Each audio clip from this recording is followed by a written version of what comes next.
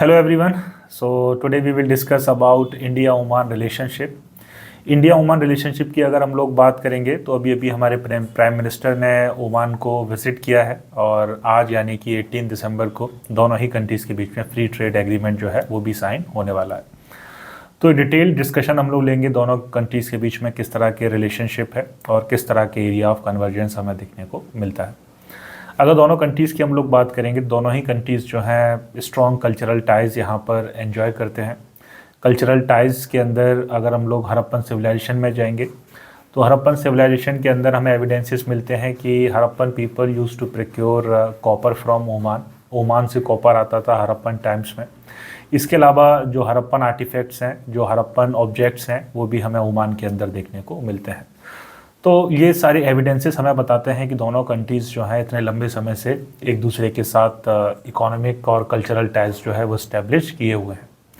वहीं अगर हम लोग आज के समय की बात करेंगे तो आज भी ऑलमोस्ट 20% ओमान की जो पॉपुलेशन है वो इंडियन ओरिजिन की है और इंडियन लोग जो हैं लार्जेस्ट एक्सपेट्रिएट जो कम्युनिटी है ओमान के अंदर उसको कॉन्स्टिट्यूट करते हैं। तो बहुत अच्छे कल्चरल टाइज़ हमें दोनों कंट्रीज़ के बीच में देखने को मिलते हैं। वहीं अगर हम लोग डिप्लोमेटिक टाइज़ की बात करेंगे तो दोनों कंट्रीज़ के बीच में शुरू से ही एक बहुत अच्छे डिप्लोमेटिक टाइज़ हमें देखने को मिलते हैं। हमारे जो प्राइम मिनिस्टर हैं नरेंद्र मोदी, उनका ये दूसरा दौरा है, दूसरा टूर है ओमान का। इससे पहले 2018 में उन्होंने ओमान को टूर किया था और बीच में 2023 में जो ओमान के सुल्तान हैं उन्होंने भी इंडिया को विज़िट किया था। इसके अलावा G20 समिट जब इंडिया में हुआ था, इंडिया ने जब होस्ट किया था G20 समिट को, तो उस समय भी हम लोग देखते हैं कि ओमान को इनवाइट किया गया था और ओमान ने उस G20 समिट को अटेंड किया था। इसके अलावा ओमान जो है वो इंडिया की जो वेस्ट एशिया पॉलिसी है उसके अंदर एक इम्पॉर्टेंट पिलर का काम करता है और दोनों ही कंट्रीज़ ने 2008 के अंदर एक स्ट्रेटेजिक पार्टनरशिप एग्रीमेंट जो है वो साइन किया था। तो ओमान जो है वो इंडिया का एक स्ट्रेटेजिक पार्टनर है। तो इस तरह से हमें डेवलपमेंट देखने को मिलता है डिप्लोमेटिक टाइज़ के अंदर दोनों कंट्रीज़ के बीच में। इसी तरह अगर हम लोग डिफेंस और सिक्योरिटी टाइज़ की बात करेंगे तो दोनों कंट्रीज़ जो हैं स्ट्रॉन्ग डिफेंस और सिक्योरिटी टाइज़ एंजॉय करते हैं एक दूसरे के साथ। 2005 में दोनों ही कंट्रीज़ जो हैं मेमोरेंडम ऑफ अंडरस्टैंडिंग, जिसको MOU भी कहा जाता है, डिफेंस और सिक्योरिटी के अंदर दोनों कंट्रीज़ MOU साइन करती हैं। इसके अलावा इंडिया की जो तीनों विंग्स हैं आर्म्ड फोर्सेस की, आर्मी, नेवी, एयरफोर्स, ये तीनों विंग्स जो हैं ओमानियन मिलिट्री के साथ यहाँ पर जॉइंट एक्सरसाइजेस परफॉर्म करती हैं। तो बहुत अच्छे डिफेंस और सिक्योरिटी टाइज दोनों कंट्रीज़ के बीच में हमें देखने को मिलता है। 2012-13 से ही लगातार इंडियन शिप्स जो हैं वो गल्फ़ ऑफ ओमान को प्रोटेक्ट करने का काम कर रही हैं। वहाँ पर कुछ इंडियन शिप्स हमेशा मौजूद रहती हैं ताकि जो पायरेसी रिलेटेड एक्टिविटीज़ हैं उनको अवॉइड किया जा सके। इसी तरह इंडियन ओशन रीजन के अंदर भी हमें स्ट्रॉन्ग मैरीटाइम कोलैबोरेशन दोनों नेवीज़ का देखने को मिलता है ताकि इंडियन ओशन रीजन को पायरेसी फ्री और कॉन्फ्लिक्ट फ्री बनाया जा सके। तो इस तरह से दोनों कंट्रीज़ के बीच में हमें डिफेंस रिलेशनशिप देखने को मिलता है और इस अचीवमेंट के अंदर सबसे बड़ा अचीवमेंट है कि 2018 के अंदर ओमान का जो पोर्ट दुक्म है उसका लॉजिस्टिक एक्सेस इंडिया को मिल गया था। इसका मतलब होता है कि अगर किसी वॉर के दौरान या किसी लॉजिस्टिक नेसेसिटी के दौरान अगर इंडियन शिप्स पोर्ट दुक्म के ऊपर रुकना चाहें तो वहाँ पर वो रुक सकती हैं, अपने आप को रिफ़िल वगैरह कर सकती हैं।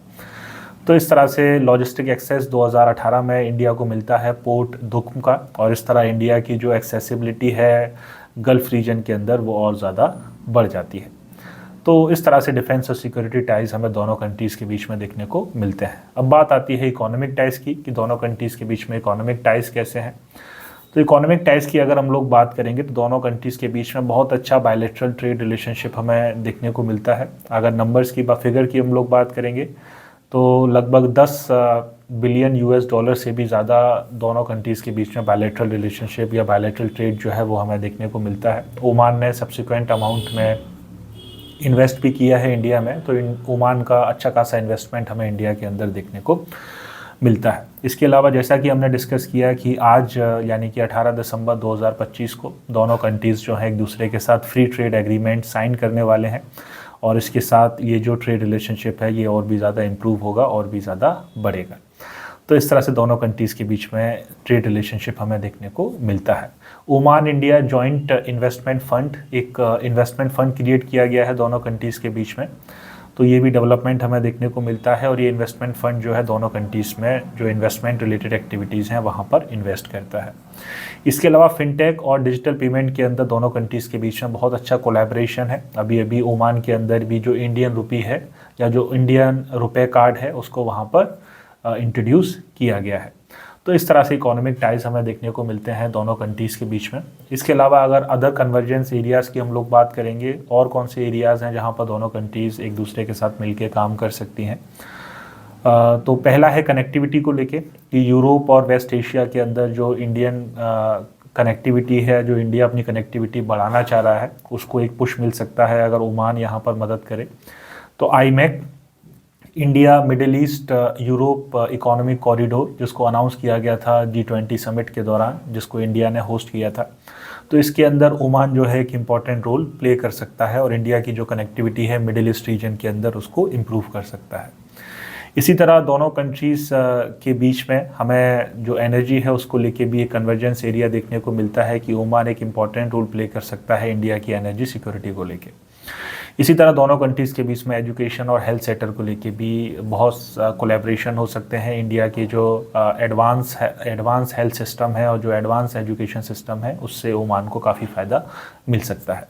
तो इस तरह से दोनों कंट्रीज़ के बीच में अलग अलग सेक्टर्स में कन्वर्जेंस एरियाज़ जो हैं वो हमें देखने को मिलते हैं। So this is all from this very topic. Thank you all of you, have a nice day.